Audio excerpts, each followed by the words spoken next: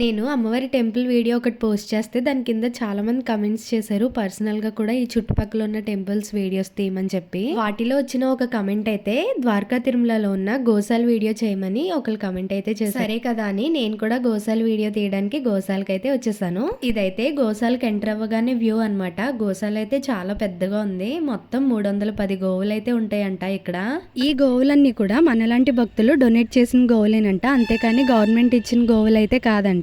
ఇంకొక విషయం ఏంటంటే ఈ గోవుల్ని రైతులకి దత్తతకైతే ఇస్తారంట. ఎవరైనా పొలం దున్నించుకోవాలి అనుకుంటే వాళ్ళైతే కంప్లీట్ ప్రూఫ్స్ అన్ని కూడా వీళ్ళకి సబ్మిట్ చేస్తే అప్పుడు ఇస్తారంట.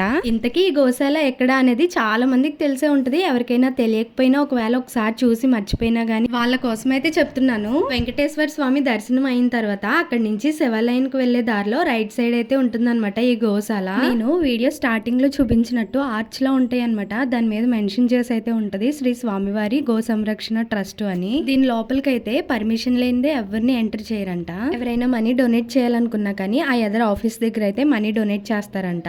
గోవులే కాకుండా ఇలా బ్యాక్ సైడ్ కొంచెం ప్లేస్ ఉంటే అక్కడ డక్స్ ని కూడా పెంచుతున్నారనమాట. అలాగే ఇక్కడ గోవుల్ని ఏ జాతికి ఆ జాతి గోవుల్ని సెపరేట్ గా అయితే పెట్టారనమాట. ఆ జాతి అనేది ఆ షెడ్ మీద అయితే పర్టికులర్ గా మెన్షన్ చేసి ఉంది ఏ జాతి అనేది. ఒక 2-3 షెడ్స్ అయితే ఖాళీగా ఉన్నాయి. మిగిలిన అన్ని షెడ్స్ కూడా ఫుల్ గానే ఉన్నాయి. వీడియో నచ్చితే లైక్ చేసి మన పేజ్ ని ఫాలో అవ్వండి.